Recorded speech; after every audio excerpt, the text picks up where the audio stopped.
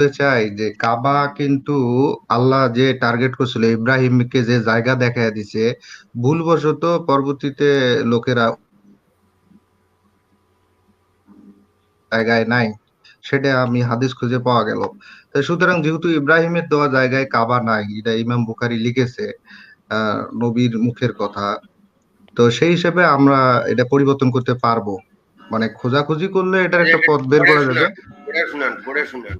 হ্যাঁ, হ্যাঁ, সেটা হলো যে আমার কথা যদি ভেঙে যায় তাহলে রিপিট করতে বলবেন। এটা সহিহ বুখারী ইসলামিক ফাউন্ডেশন 22, অর্থাৎ হজ, হজ অধ্যায়, হাদিস নম্বর এখানে আছে 1488। এখানে পরিচ্ছেদে যে কোরআনের আয়াত লেখা আছে, এই আয়াতটা আমি পড়লাম না কারণ আমার হাদিসটা পড়া দরকার।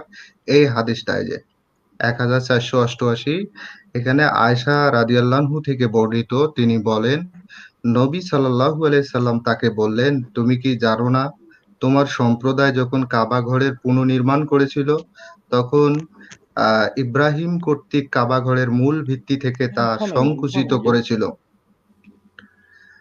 হ্যাঁ, তোমার সম্প্রদায় যখন কাবা ঘরের পুনর্নির্মাণ করেছিল, তখন ইব্রাহিম কর্তৃক কাবা ঘরের মূল ভিত্তি থেকে তা সংকুচিত করেছিল।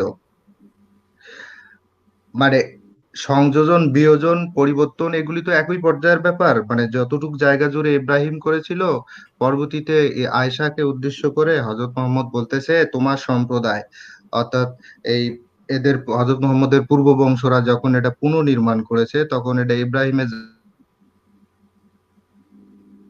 ইয়া রাসূলুল্লাহ, আপনি কি একে ইব্রাহিমের ভিত্তির উপর পুনঃস্থাপন করবেন না? তখন আয়েশা বলল যে আপনি যেহেতু ত্রুটিটা ধরতে পেরেছেন, তাহলে আপনি কি এটা পুনরায় ইব্রাহিমের মতো করবেন না? তিনি বললেন, যদি তোমার সম্প্রদায়ের যুগ কুফরীর নিকটবর্তী না হতো, তাহলে অবশ্য আমি তা করতাম। মানে উনি পাবলিকের ভয়ে এটা করে নাই, কারণ পাবলিক গুলা তাজা কাফের ছিল তো। হ্যাঁ, এই নগদ কাফের ছিল, তাড়াতাড়ি মুসলমান হয়েছে, এই জন্য ভরসা পায় নাই, এটা করে নাই। তবে এটা আমি মৌখিক হ্যাঁ, এই যে বাকি অংশটা পড়ি, সেটা হলো, আব্দুল্লাহ ইবনে উমর বলেন, যদি আয়েশা নিশ্চিত রূপে তা রাসূলুল্লাহ সাল্লাল্লাহু আলাইহি সাল্লাম থেকে শুনে থাকেন, তাহলে আমার মনে হয় যে বাইতুল্লাহ হাতিমের দিক দিয়ে সম্পূর্ণ ইব্রাহিমী ভিত্তির উপর নির্মিত না হওয়ার কারণেই রাসূলুল্লাহ সাল্লাল্লাহু আলাইহি সাল্লাম তাওয়াফের সময় হাতিম সংলগ্ন দুটি কোণ স্পর্শ করতেন না।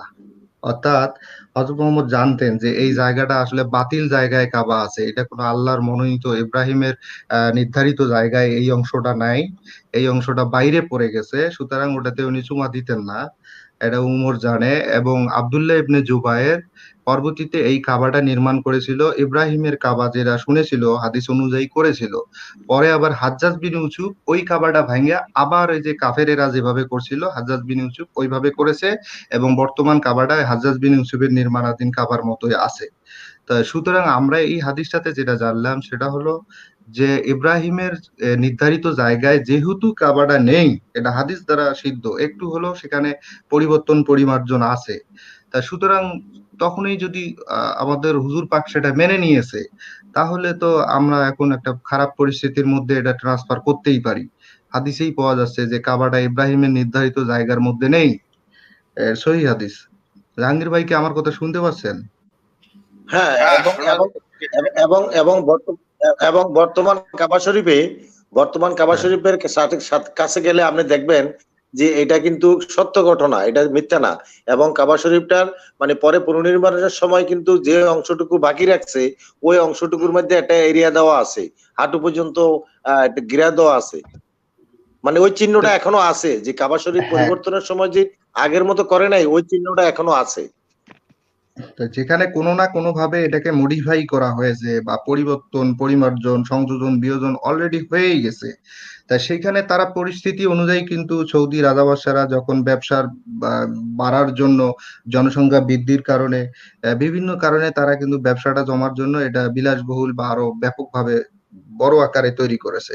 তো সুতরাং আমরা যদি এখানে বাংলাদেশ সরকার, বাংলাদেশে আলেম ওলামারা যদি উদ্যোগ নেয়, এখন কোন দেশ কি সমালোচনা করলো সেটা দেখার বিষয় না, আমরা তো একটা ভালো কাজের উদ্যোগ হিসেবে এখানে বড় মাপের একটা কাবা শরীফ তৈরি করতেই পারে, যেহেতু মূল কাবাটা মূল জায়গায় হ্যাঁ, নেই। আল্লাহর প্রার্থনা করার জন্য।